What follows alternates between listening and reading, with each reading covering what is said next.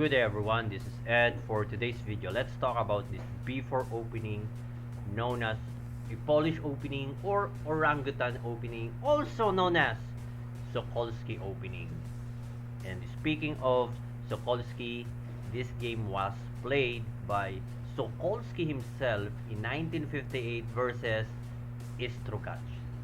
So just imagine, you moved before and called it Sokolski opening. You with name Sokolski. That's an amazing one. And what is the objective of the before opening? This is like a flank opening, unusual opening, but the goal of this one is to attack queen side.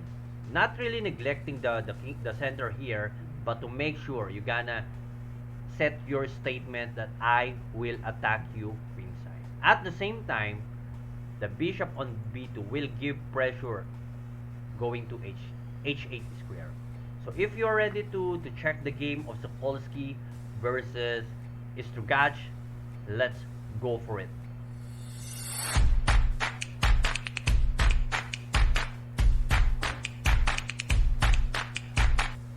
Alright, so there you go.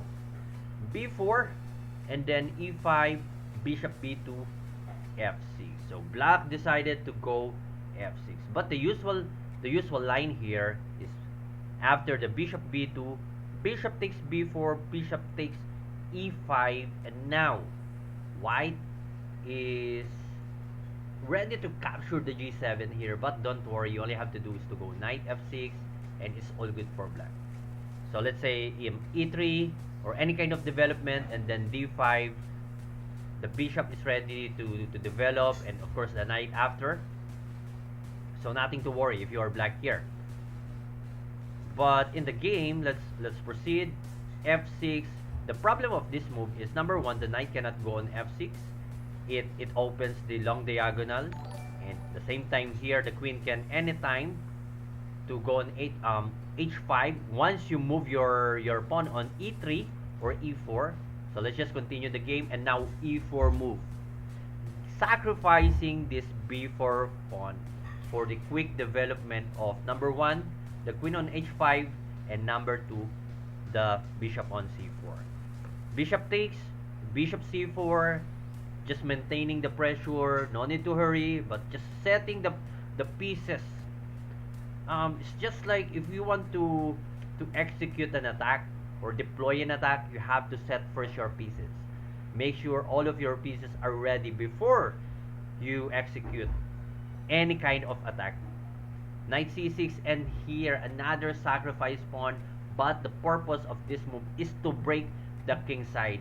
f4, e takes f4, knight h3. Why not knight f3? This is the usual square for the knight. Because if you gonna move knight f3, you are blocking the queen going to h5 and check. So knight h3, also attacking the pawn on f4, knight g7, and knight takes f4, knight a5. And here, Sokolski is not into a waiting game. He doesn't want to wait or to set up pieces like castling.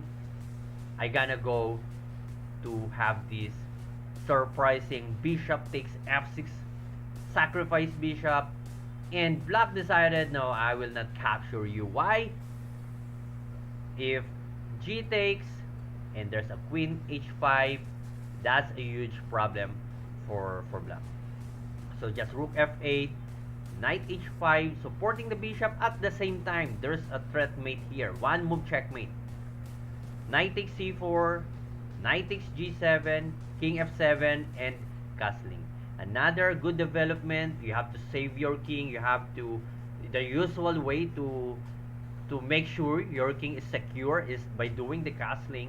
At the same time, giving a good file for your rook on f1, king g8, and there you go, queen h5. Rook takes bishop, rook takes rook, knight g6, hoping that black would recover from this kind of massive attack by Sokolski. However, once again, Sokolski is not into waiting game. Rook takes knight, pawn takes, and then queen takes anytime. This knight is ready to go to e6, capturing the queen, and that is a sure win for white. King h8, knight e8, good move. Knight e8, of course, the target is to mate on g7, queen e7, and knight f6, resign. How can you defend the g8 and h7 square? Let's say queen g7, there's a queen h5, still checkmate. Wow. So now, if you want to try this before opening, why not? This is this is fun to use. Actually, I know some that really into. I'm not sure they are using it in a rapid game, but in a blitz or bullet game, I know someone that the only opening for white is b4 and b5 for black. So for blitz and bullet, he also a good player. So he knows how to handle that kind of complex opening, unusual opening, or a flank opening. So you can try it though. This is fun to use. If you enjoyed this video, thank you so much. Don't forget to subscribe and click the follow button on my Facebook page. Thank you.